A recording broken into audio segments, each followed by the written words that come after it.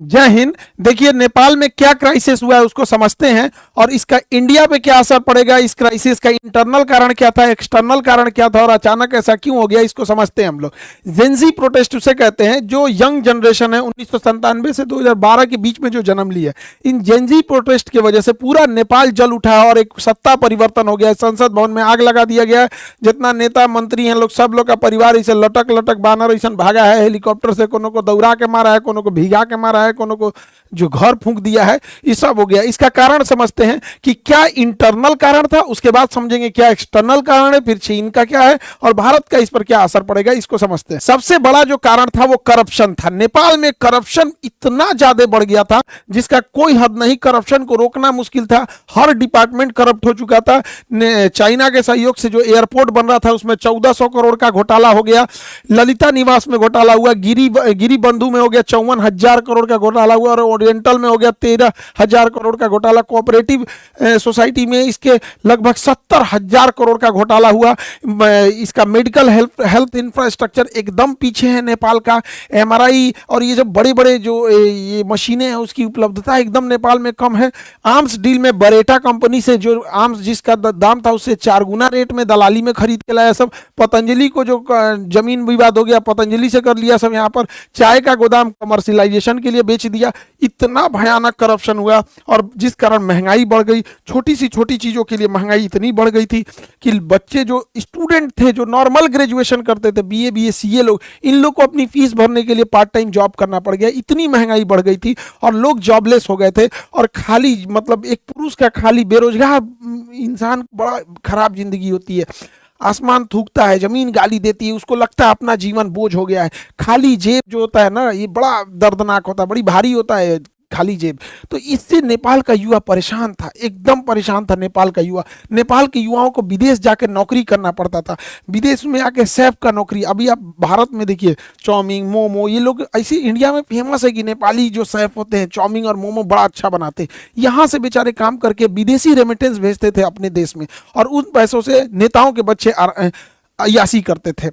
नेपाल की जो young generation थी सोचिए कितनी मुसीबत में होगी कि युद्ध के दौरान वो लोग यूक्रेन से लड़ने के लिए रसिया में भर्ती हो गए और रूस ने उन्हें 20-25 दिन की ट्रेनिंग दिया, हथियार थमा के भेज दिया यूक्रेन से लड़ने के लिए और वहां वो लोग शहीद हो गए थे। उनका घर परिवार उजड़ गया।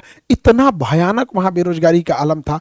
अब इनमें होता क्या है, वहां पे जैसे 2008 में राजतंत्र, राजा को हटा के लोकतंत्र जब बना था तो यहाँ कुछ ही पार्टियों का दबदबा था। नेपाली कम्युनिस्ट पार्टी हो गया, नेपाली कांग्रेस हो गया, यहाँ पे जनता संवादी पार्टी हो गया, इंडिपेंडेंट हो गया, सब ये कई ठो थे सब यहाँ पे। लेकिन ये 3 लोगों देखिए ये आदला बदली करते रहते थे सब। पहले ओली बना 18 में, फिर देहुआ बना 21 में, फिर प्रचंड बना 22 में, फिर अबुलवा बन गया 24 में। इतना ऐसे ऐसे हो रहा था यार नेपाल में, ऐसे यहाँ से यहाँ इस तरह से इन लोग का सत्ता परिवर्तन मैंने पारा पारी खेल रहा है। एबेरी हम, एबेरी तुम, एबेरी हम। यहाँ पे जनता परेशान हो गई, सारा गठबंधन कर ले रहा था सब। कब किससे गठबंधन कर लेगा पता ही नहीं चलेगा, ये उसको गरियाएगा उसको गरियाएगा, फिर गठबंधन करके सरकार बना लेगा। तो इससे पूरी पब्लिक परेशान हो गई थी। और इनके भैया सबसे बड़का कारण ये नमूने बने हैं सब।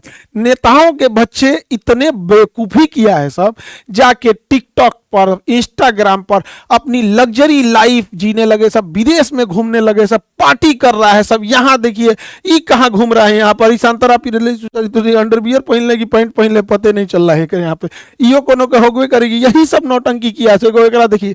इन्हीं सबको देख देख के पब्लिक पगला गई कि जो हम लोग को खाए को नहीं है, इन सब का इतना बड़का बंगला, इतनी बड़ी होटल, आग लगा दिया सब। हाय देखिए लुई विटॉन का, गुची का, ये सब खरीदा है। लुई विटॉन का एगो मफलर आता है 60,000 रुपए का, 3-3 लाख का कपड़ा आता है लुई विटॉन का। हाय तो पूरा सजले है इस ससुरा लुई विटॉन से। एकरा हैरी पॉटर अब्बा गईलो तो लदा के इसी सबको पीटा यहाँ पे के बाप को दौड़ा दौड़ा मारा है ये बेचारा के। और दिखावा हैरी पॉटर यहाँ देखा, यहाँ पे तोरा अब्बा पिटा के भागा है यहाँ पे, इसी सब के वजह से हुआ है। अब होगा क्यों नहीं, नेपाल की पब्लिक की हालत ऐसे है, नेपाल की पब्लिक इस तरह से। आप इनको देखिए, भारत के नेताओं से सीखना चाहिए नेपाल के नेताओं को। भारत के नेताओं का 2 चाल समझिए। इनके बच्चे कहाँ पढ़ रहे हैं ये बताते ही नहीं है और ये अपने बच्चे को कहते हैं कि बबुआ ते मर्सिडीज में घूम, ते ऑडी में घूम, BMW में घूम, लेकिन फोटो मत खींचो हो। फोटो नहीं खिंचाना है, फेसबुक पे नहीं डालना है, गरीब बन के रहना है। एक दिल्ली में एक नेता से हमसे मिले थे, उनके लड़का, तो कहा कि सर एक फोटो हो जाए। हम कहा हाँ हाँ। तो ऐसे कहा कि रुकिए सर, शर्टवा मोड़ लेते हैं, रोलेक्स की घड़ी है, दिख जाएगा तो पब्लिक क्या कहेगी। ये भारत के नेताओं का है। और दूसरा, इनके बाल बच्चे तो ऐसे हैं, ट्रेनिंग दिया गया है, और ये ससुरे कुर्ता पहन लेते हैं सब। अब कुर्ता में बुझेबे नहीं करता, कुर्ता 1 लाख का है कि 5,000 का है, कुर्ता तो नॉर्मल दिखता है। तो इनका कुर्ता स्ट्रेटजी है। दूसरा, आप देखिएगा कभी भी अपने घर का फोटो नहीं दिखाएंगे सर, भारत का कोई नेता मंत्री घर का फोटो नहीं दिखाएगा। घर के बाहर जो लॉन होता है, खाली जगह, इंटरव्यू देना रहेगा, वो लॉन में बैठ के देगा, बैठ जाएगा लॉन में, देखेगा पीछे घर नहीं ना आ रहा है, कहेगा दूगो गाय ले आके इधर ये चराओ, दूगो गाय बांध दो, हाँ इंटरव्यू चालू करो, पीछे गाय आना चाहिए। अपने आप को गरीब शो करेगा, अंदर जाके देखिएगा महल बनाया रहता है। तो नेपाल के नेताओं को भारत के नेताओं से सीखना चाहिए। हालांकि भारत में भी ऐसे नेताओं लोग में करप्शन बहुत ज्यादा है, एक्सेसिव करप्शन है। तो नेपाल के एक नेताओं के बाल बच्चे, इन्हें नेपो किड्स या नेपो बेबी बोला जाता था इन सबको, बकलोलवन सब, ये सब नाच दिया। तो ये नेताओं के लोगों की लग्जरी लाइफ थी, और ये नेपाल के गरीब लोगों की थी।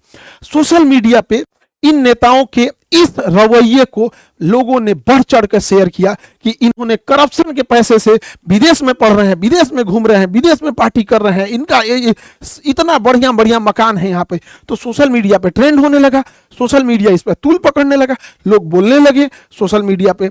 अब नेपाली सरकार ने सोशल मीडिया वालों से कहा कि आप इस पे ग्रीवांस ऑफिसर नियुक्त करो। उन्होंने नहीं नियुक्त किया तो 1 हफ्ता का वार्निंग दिया, और नहीं पूरा किए तो इस सब ने बैन कर दिया। जब बैन किया सोशल मीडिया को, तो जब सोशल मीडिया बैन हो गई, टिकटॉक को छोड़ के सबको बैन कर दिया, क्योंकि टिकटॉक ने अपना ग्रीवांस अधिकारी नियुक्त कर दिया था। लेकिन इन लोगों को लगा कि टिकटॉक चाइना का है, उसको बैन नहीं किया, टिकटॉक पे बैन नहीं किया, बस उसी पे लोगों ने डेट डिसाइड किया कि इस दिन चलना है नेपाल पे, धावा बोलना है, और पूरा भीड़ लगा दिया। इन लोगों का कहना था करप्शन को बैन करो, सोशल मीडिया को नहीं। Ban corruption, not social media. क्योंकि सोशल मीडिया को बैन क्यों करेंगे? क्योंकि ये यंग जनरेशन है, स्टूडेंट है, स्टूडेंट्स बेचारे प्रोटेस्ट करने आए थे, एक बड़ी संख्या में स्टूडेंट प्रोटेस्ट करने आए थे। उनका कहना है कि भैया सोशल मीडिया केवल रील देखने के लिए थोड़ी है, इस सोशल मीडिया पे वीडियो कॉन्फ्रेंसिंग होती है, बहुत सारी मीटिंग हो जाती है, बहुत सारे बिजनेस सोशल मीडिया पे चलते हैं, मार्केटिंग होती है, इस पे एडवर्टाइजमेंट चलते रहते हैं। आजकल नेपाल में बहुत सारे लोग विदेश में काम करते हैं, तो विदेश में नॉर्मल नंबर नहीं लगता है, तो लोग व्हाट्सएप कॉल कर लेते हैं, ये इसमें दिक्कत आने लगा। बहुत सारे लोग नेपाल में क्लास करते हैं, उनके भी वहाँ के टीचर होंगे लोग, वो लोग पढ़ाते होंगे अपना अपना वहाँ पे, तो सारी चीजें बाधित हो गई। इसी को लेकर प्रोटेस्ट हो गया, प्रोटेस्ट बहुत बड़ी संख्या में था। यहाँ पे अगर ध्यान देंगे तो यहाँ पुलिस इनको रोक रही थी, तब तक ससुरा किसी ने आदेश दिया ऊपर से, प्रधानमंत्री के यहाँ से, कि इनको गोली मारो। और जानते हैं इन्होंने क्या किया? एकदम माथा पे गोली मारे हैं सब, इन बच्चों को स्कूल यूनिफॉर्म पे माथा पे गोली मारा सब। अब जब यहां गोली मारिएगा तो ये तरीका गलत है। लोकतंत्र में भीड़ को शांत करने के लिए अन्य तरीके भी होते हैं। ये बात है कि हाँ, हर चीजों को हम लोग जबरदस्ती नहीं मना सकते, लेकिन वाटर कैनन होता है, आंसू गैस के गोले होते हैं। जब चीजें हद से पार हो जाती है तो पैर पे गोली चलाया जाता है, कई बार रबड़ बुलेट चलाए जाते हैं, एकदम एक्सट्रीम हो जाता है तो पैर पे गोली चलाया जाता है। उसके बाद भी कारण बनाना पड़ता है कि हमने ये सब कर दिया, तब लास्ट में इस तो पूरा सीधे गोली मारा सब, यहाँ पे एकदम हेड शॉट मारा। इसके वजह से जो लोग प्रोटेस्ट में नहीं भी उतरे थे वो सब के सब लोग प्रोटेस्ट में उतर गए और कहें अब की बार तो ओली सरकार को उजाड़ देना है, करप्शन को खत्म ही कर देना है। लोगों ने ऑफिसेस तोड़ दिए, सब जगह तहस नहस कर दिया, संसद भवन को आग लगा दिया, कहा कि चट्टा यहीं से बैठ के करप्शन करता है सब, और यहां से नेताओं को इसे लदा लदा भागना पड़ा है। और समय रहते ये लोग ईमानदारी से काम किए रहते तो आज ये नौबत नहीं आई रहती। नेपाल से ये लोग भाग गए हैं, किसी को डुबा के मारा, लसरा के मारा, मूड़ी फोड़ दिया, कपार फोड़ दिया, को जिंदा जला दिया। ये सब पूरी तरह से नेपाल को तबाह तबाह कर दिया। नेपाल में एक हामी नेपाल करके एनजीओ था जो भूकंप के समय मदद कर रहा था, सूडान गुरुम इसको नेतृत्व कर रहे थे, और इधर एक काठमांडू का मेयर बालेन शाह, ये लोग इसको एक तरह से लीड कर रहे थे। हालांकि भीड़ इतनी ज्यादा हो गई और पुलिस की गोली वजह से ये घटना और ज्यादा उग्र हो गई। हालांकि इसे कंट्रोल करने का बहुत हद तक आंदोलन को कंट्रोल कर लिया गया है, सेना कमांड को संभाल चुकी है। सेना ने आदेश दिया जनरल ने कि आप सब लोग अपने इतने जगह पे लौटेंगे, और अभी के तौर पे अंतरिम सरकार सुशीला कार्की को दिया गया है। जिस तरह बांग्लादेश में दिया गया वहां पर यूनुस खान को, उसी तरह दिया गया यहाँ सुशीला कार्की को। ये भारत के बीएचयू यूनिवर्सिटी से पढ़ी थी, वहां पर चीफ जस्टिस रही, पहली महिला मुख्य न्यायाधीश रही। अभी इनके हाथों में अंतरिम सरकार है, बाद में ये लोग इलेक्शन करेंगे। अब ये खुद ही कंफ्यूजन में है कि राजशाही नहीं था कि इलेक्शन कराया जाए, एकदम परेशान है लोग। नेपाल की स्थिति एकदम गड़बड़ है। कुछ चीजें नेपाल में गड़बड़ हुई हैं जो नेपाल के क्रांतिकारियों को नहीं करना चाहिए था। पहला कि इन्होंने सुप्रीम कोर्ट की बिल्डिंग जला दी, उसमें सारे डॉक्यूमेंट जल गए। कौन नेता करप्ट था ये भी खत्म हो गया। कोई ठीक नहीं, ससुरा नेता में जलवा दिया होगा सब कि बाकी में नया सरकार आएगी तो हमारा फाइल निकलवाएगी, जल गया यहाँ पे। दूसरा गलती क्या कि इन्होंने जेल तोड़ के 13,000 से ज्यादा कैदियों को रिहा कर दिया। अब जो कैदी रिहा हुए हैं सब, भारत में आने का तो वीजा नहीं मिलता है, उसको पूरा भारत में घुस जाएगा सब। अगर भारत में नहीं भी घुसा सब तो कैदी था सब, उसको नहीं छोड़ाना चाहिए। हाँ, राजनीतिक कैदी रहते तो समझ में आता है, क्रिमिनल्स को काहे छोड़ा दिए यहाँ पे। पुलिस ने मास सरेंडर किया, लोग पुलिस को मारे। पुलिस तो खैर करप्शन कर, गोली चलाएंगे लोग तो पब्लिक छोड़ देगी, माथा पे गोली चलाएंगे पुलिस, उसके बाद कहेंगे भाई आदेश आ रहा है तो आप हवाई फायरिंग कीजिए, आंसू गैस मारिए, मारेंगे गोली तो पिटाएंगे कहीं नहीं, पिटा गए यहाँ पे। लेकिन इससे भारत को क्या हुआ, भारत को एक लॉस लगा। अनस्टेबल नेपाल कभी भी भारत के लिए ठीक नहीं है। दूसरा, भारत सरकार, अभी काला पानी लेपू लेख विवाद चल रहा है, आप अब नेक्स्ट वीडियो उस पर बना देंगे ताकि आप लोग को ज़्यादा क्लियर समझ में आ जाए। लेकिन एक बड़ा दुख के साथ ये कहना पड़ता है ना, नेपाल भाइयों लोगों को भी समझना चाहिए, एक ऐसा ट्रेंड बन गया है नेपाल में, हम लोग जान भी दे देंगे ना तो नेपालियों को लगेगा कि भारत हम लोग के लिए खिलाफ है। उनको चाइना ही अच्छा लगता है। हम लोग को क्या ही कर सकते हैं उन लोग के लिए, नेपाल के लिए क्या नहीं किए हम लोग। लेकिन उनको, नेपालियों के दिल में बैठा है कि भारत ही खराब है यहाँ पे। ऐसा नहीं करना चाहिए। हमारा रोटी और बेटी से रिश्ता है। हमारे यहाँ आज भी शादियाँ बिहार नेपाल और बिहार यूपी जो एरिया सटता है वहाँ से हो जाती है। लेकिन ये नेपाल की खराबी, क्योंकि वहाँ माओवादी हो गए या फिर जो चीन का प्रभाव है वो बहुत ज़्यादा हो गया। ये भारत के लिए अच्छी बात नहीं है। कूटनीतिक हार एक तरह से कहिए, या फिर हम लोग फंसते जा रहे हैं, ये नहीं होना चाहिए। इस पे भारत को सोचना चाहिए। इसके पीछे कारण भी क्या है, भारत सरकार को अमेरिका और वेस्टर्न द्वारा चलाए गए एनजीओ पे कड़ी नजर रखनी चाहिए, क्योंकि ये एनजीओ सरकार कम से कम 50 देशों की सरकार गिरा चुके हैं सब। अब जैसे यहाँ ही देखिए हामी नेपाल, ये किसके किसके सहयोग से, जैसे अमेरिका के ओपन सोसाइटी हो गया, फ्रीडम हाउस हो गया, फोर्ड फाउंडेशन हो गया, ये सब सरकार मतलब मदद करते हैं, बट इनका हिडन कुछ ना कुछ अंदर से टारगेट कुछ रहता है। तो गवर्नमेंट की एजेंसीज को इस पर नजर रखनी चाहिए।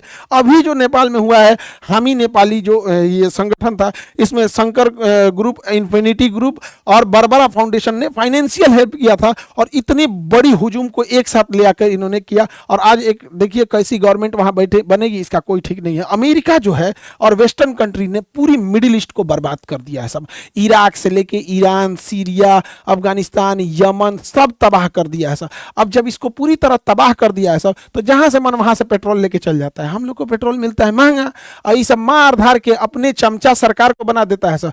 किसी को बना देगा सब, अयोग्य व्यक्ति को कहेगा 50% हम ले जाएंगे। तो यहाँ बर्बाद के, अब इनकी नज़र एशिया पे है। इधर श्रीलंका, बांग्लादेश, म्यांमार, नेपाल, पाकिस्तान, इसको अब अनस्टेबल करना चाहते हैं सब। ये सोशल मीडिया और किस तरह से ये काम करते हैं सब एनजीओ की मदद से, इसको समझने की ज़रूरत है। देखिए, सर्बिया एक देश था, सन 2000 में सर्बिया रसिया का फेवर करता था। 2000 में बुलडोजर क्रांति लाया सब, और सर्बिया की सरकार को कहा सब कि सरकार करप्ट है, ये है वो है, एक नैरेटिव सेट किया, सरकार को गिरा दिया। अभी जो सरकार है वो अमेरिका की फेवर की है, रूस की फेवर की नहीं है। उसी तरह जॉर्जिया एक देश है, जॉर्जिया उसी के पास है, सर्बिया की साइड में जॉर्जिया। 2003 में जॉर्जिया में रोज रेवोल्यूशन लेके चले आए सर। रोज रेवोल्यूशन में क्या था, जॉर्जिया जो था रसिया के फेवर में था। तो ये अमेरिका वगैरह सोशल मीडिया, और ये उस समय तो मतलब इतना नहीं था सोशल मीडिया 2003 में, लेकिन एनजीओ वगैरह की मदद से इस सब ने क्या किया, वहां पर रोज रेवोल्यूशन लाया और सरकार को गिरा दिया। अभी जो सरकार है वो अमेरिका के फेवर में है। उसी तरह से देखेंगे यूक्रेन में 2004 में ऑरेंज रिवोल्यूशन ले दिया और कहा कि हम लोग यूरोप में मिलना चाहते हैं, रसिया में नहीं, रसिया को कमजोर करने के लिए। फिर 2014 में यूरोपीय मेडन आंदोलन किया गया, पेट्रो यानुकोविच को यहां से डिथ्रोन किया गया। उसी समय क्रीमिया रसिया ने कब्जा कर लिया था। अभी की जो जनरेशन है उसको इतना पुराना नहीं याद आता है, लेकिन अभी उसी सब के वजह से अभी भी यूक्रेन में लड़ाई चल रही है। देखिए, जो सरकार रसिया के फेवर में थी, कैसे कैसे अमेरिका ने गिराया है। ऐसे ही 2011 में अरब क्रांति शुरू होती है ट्यूनीशिया से, ट्यूनीशिया की सरकार को उखाड़ फेंका जाता है, अरब क्रांति। और अरब क्रांति देखते देखते अफ्रीका से पूरे अरब में फैल गई। अरब क्रांति में लीबिया में मोअम्मर गद्दाफी को उड़ा दिया गया क्योंकि ये रूस का फेवर में था। इजिप्शियन गवर्नमेंट को उड़ा दिया गया, हुस्नी मुबारक को, क्योंकि ये रूस के फेवर में था। सीरिया में बशर अल असद को उड़ा दिया गया क्योंकि रूस के फेवर में था। यमन से शेख अब्दुल्ला साले को उड़ा दिया गया क्योंकि ये रसिया के फेवर में था। ये सब अमेरिका की चाल है। अभी भी नहीं समझ में आएगा तो बहुत दिक्कत हो जाएगा। ये सोशल मीडिया हम 20 बार कहते हैं, इस पर इंडिया का अपना कमांड होना चाहिए, नहीं तो फिर हम लोग मुख्य दर्शक बन के ऐसे ही देखते रहेंगे। 2021 में म्यांमार में क्या हुआ? म्यांमार में सरकार हटा दिया गया आंग सान सू की, ये भारत के फेवर में थी, और यहाँ जुम्टा की सरकार बना दिया गया, सैन्य तानाशाही जुम्टा की। हुआ क्या? 2017 से 2021 तक म्यांमार से रोहिंग्या भारत में घुस गए। आज रोहिंग्या भारत की एक बड़ी समस्या बन चुके हैं। लेकिन अभी बताइए, इलाज से अच्छा बचाव होता है। यहाँ स्टेबल रहता तो भेज सकते थे, अभी कहाँ भेजेंगे? इन सबको भारत की एक बड़ी समस्या बन चुकी है रोहिंग्या यहाँ पे। वैसे ही 2022 में आप देखिए श्रीलंका में हमारी जो फेवर की सरकार थी, अभी चाइना की फेवर की सरकार आ गई है, हटा दिया गया। उसी तरह आप देखे होंगे यहाँ पे मालदीव में यही हो गया। आप पाकिस्तान में देखिए 2022 में इमरान खान, चचवा मेरा, इसको इमरान खान को डिथ्रोन कर दिया। सब क्या आरोप लगाया? सब कि इन्होंने जो गिफ्ट मिला था उसे तोहफा में रखना चाहिए था तो पर्सनल यूज कर लिया। दूसरा, इन्होंने जो दूसरी शादी की थी तो तलाक के बीच में इद्दत का जो टाइम दिया जाता है लगभग 3 महीना, वो पूरा नहीं किया तो शादी टाइम से पहले कर दिया। उसकी वजह से जेल में डाल दिया और जेल में बेचारे का रेप कर दिया गया। एगो मेजर इसका रेप कर दिया, बेचारा का बर्बाद हो गया इमरान खान। हालांकि इमरान खान जो था आतंकवाद को पसंद नहीं करता था, लेकिन है जो आसिम मुनीरवा बैठल है ना चोट्टा, ये बहुत खतरनाक है। पहलगाम अटैक वही कराया था। मेरे कहने का मतलब है कि देश सर्वोपरि रहना चाहिए। समझिए दूसरों की गलतियों से, वो देखिए जो नहीं देख पा रहे हैं। ये सोशल मीडिया से केवल वो नहीं है, किस तरह से बर्बाद कर रही है चीज़ों को, उसको समझने की जरूरत है। 2024 में बांग्लादेश में एक टेलीग्राम, मामूली टेलीग्राम कैसे इतना बड़ा विद्रोह खड़ा करके होता है और शेख हसीना को वहां से हटा देता है। वहां पे सरकार आ जाती है, वहां के माइनॉरिटी कम्युनिटीज को, ज्यादातर माइनॉरिटी में वहां हिंदू ही हैं, उनको जला के हथौड़ी से ना पूरा आंख फोड़ फोड़ के मार दिया। सब हम लोग देखते रह गए। क्या कर लिए? कैंडल जला लेंगे लोग। हम लोग को सचेत होने की जरूरत है क्योंकि ये सब स्लीपर सेल का काम करते हैं सब। यहाँ पे इतनी ज्यादा डिपेंडेंसी भारत की हो गई है इनके ऊपर जिसका कोई हद नहीं। गूगल का केवल एक चीज नहीं है, गूगल का यूट्यूब है जिसपे आप हमको देख रहे हैं, ये गूगल का, इसी का प्ले स्टोर है जिसपे से आप जोमेटो, आप यूपीआई हेन डाउनलोड करते हैं। इससे नहीं डाउनलोड करेंगे तो क्रोम से करेंगे, तो दोनों तो भैया एक है। यहाँ पे मेल किससे करिएगा? आप कोई भी नया एप्लीकेशन रह गया मेल करना पड़े, ये भी इसी का है। अब सब छोड़िए ना, मोबाइलवा तो एंड्रॉइड है, मोबाइल सैमसंग का लीजिए, वीवो का लीजिए, किसी को लीजिए, लेकिन उसके अंदर जो सॉफ्टवेयर है वो एंड्रॉइड है। एंड्रॉइड किसका है? इसी गूगल का है।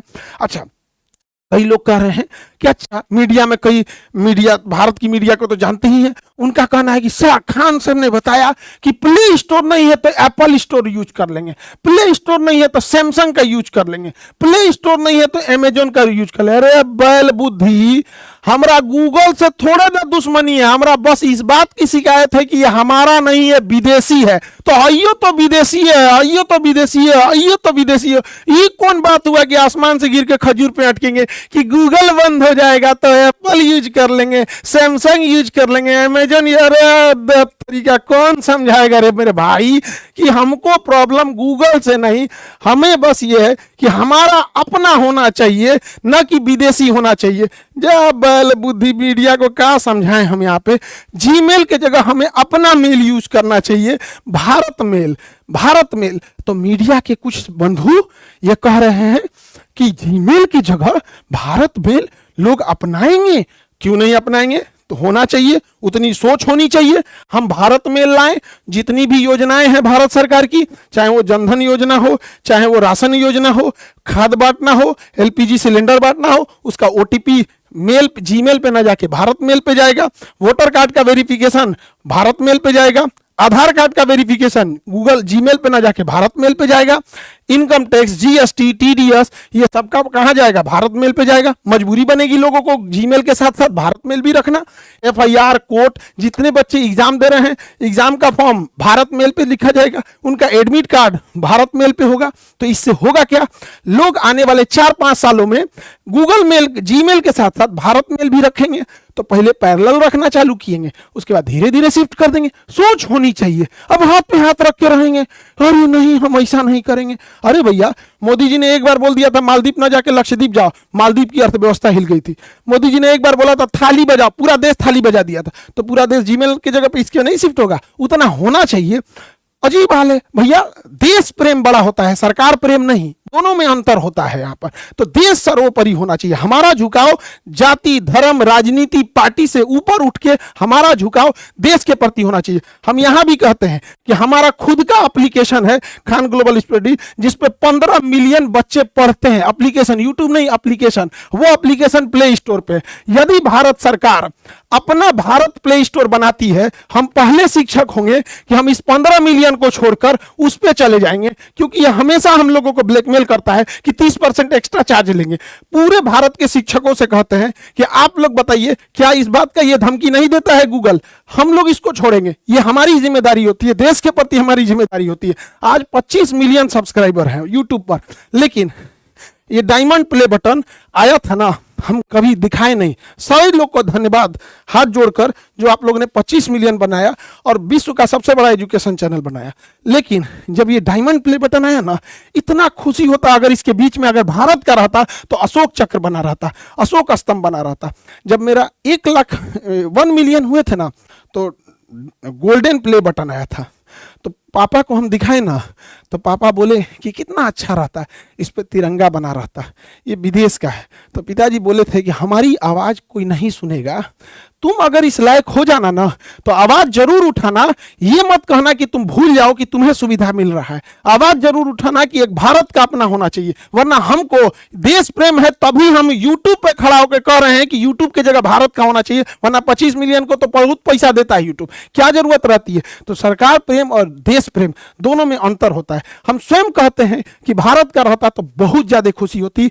आज नहीं होगा, 10 दिन बाद होगा, 10 साल लगेंगे, 20 साल लगेंगे, लेकिन अगर हम शुरू ही नहीं करेंगे तो कभी मंजिल पे नहीं पाएंगे। मंजिल मिले या ना मिले ये मुकद्दर की बात है, लेकिन हम कोशिश ना करें ये गलत बात है। तो ये देश प्रेम हम इसीलिए कहते हैं, वरना 25 मिलियन पे तो बहुतों सुविधाएं मिलती रहती हैं यहाँ पर। लेकिन जो देश प्रेम है, जो इस ये हम कभी आप लोग को दिखाए हैं, ये रखा हुआ है हमारे यहाँ। बस यहाँ एक तो तिरंगा झंडा बना देता ना इस डायमंड प्ले बटन पे, 4 चांद लग जाता है इस डायमंड प्ले बटन पे। लेकिन क्या कीजिएगा, कुछ दिन होगा, कोई ना कोई लोग कहेगा, मीडिया वाला कह रहा है कि खान सर पागल हो गए यहाँ पे, अपन गूगल और यूट्यूब बनाने के लिए कह रहे हैं। कभी ना कभी तो सुनेंगे। मोदी जी से उम्मीद है कि जरूर करेंगे, नहीं तो देश को अनस्टेबल कर देंगे सब। ये सब विदेश वाले सब, इन पर कभी भरोसा नहीं करेंगे। भैया, आज से 3 साल 4 साल पहले भी हम क्लास में बोले थे कि 2000 का नोट जो आया है ये गलत डिसीजन है, इसको चेंज करेगी सरकार, मजबूरी हो जाएगी चेंज करना। कल से लाल वाला नोट नहीं चलेगा, 2000 वाला को साइड कर रहे हैं। 2000 के नोट को गवर्नमेंट की लानी मजबूरी थी, क्योंकि अचानक नोट बंद हुआ, मार्केट में पैसा देना था, छोटा नोट छापने में टाइम लगता है, इसलिए पहले उस सप्लाई को पूरा करने के लिए 2000 दिया गया। सप्लाई, अब जब सप्लाई पूरा हो गया, अब बैंक वाला धीरे धीरे उसको रखते जा रहा है। अब आपके एटीएम से 2000 का नहीं निकलता होगा, निकलता है, रेयर हो गया है। अब 2000 बहुत कम मिल रहा होगा, धीरे धीरे उसको साइड कर दिया जाएगा। और क्या हो जाएगा, 500। करप्शन कम करने के लिए मैक्सिमम नोट 100 रुपए का ही होना चाहिए। समझा गया कि नहीं? क्या अब तो नहीं जाओ तो किसी को 10 लाख घूस देने बोरा में लेके, 10 लाख रुपया 100 का नोट हो गया तो कहां ले जाएंगे बोरा? आप देख लीजिए आज चेंज हो गया कि नहीं। वैसे ही हम कहते हैं कि एक दिन इस गूगला को भी बदला जाएगा, और वह दिन आएगा जब भारत अपना सर्च इंजन बनाएगा, हम अपना प्ले स्टोर बनाएंगे, हम अपना भारत मेल बनाएंगे। उस दिन का भी इंतजार रहेगा। और अगला बैच आप लोग का बीपीएससी का है, जो 23 सितंबर को आ रहा है, और 99 रुपए का इंडियन मैप। बाबू लोग, अगर जीएस पढ़ना है तो मैप बहुत जरूरी है पढ़ना। अब महज 99 में, इस 99 में हम 30% सरकार को इनकम टैक्स देंगे, लेकिन फिर कहते हैं कि हमसे आप इनकम टैक्स लीजिए, लेकिन बच्चों से लिया जाने वाला 18% जीएसटी प्लीज छोड़ दीजिए। हमें अपना स्वार्थ रहता तो हम कहते हैं कि इनकम टैक्स मत लीजिए, लेकिन हम कहते हैं आप लीजिए, लेकिन बच्चों का प्लीज। अभी 99 रुपया में आप 18% जीएसटी लेंगे, बचवा सबको अफसोस लगता है। क्या बाकी आपकी मर्जी। आई होप आपको ये टॉपिक समझ में आया होगा। अब इसके बाद लेपुलेख, काला पानी और नेपाल का नक्शा का क्या विवाद है रहा है उसको समझा देंगे। फ्रांस का भी पिटाया है सब नेता, अमेरिका में को गोली मार दिया, इसको नेक्स्ट क्लास में समझा देंगे। मिलेंगे नेक्स्ट क्लास में। जय हिंद।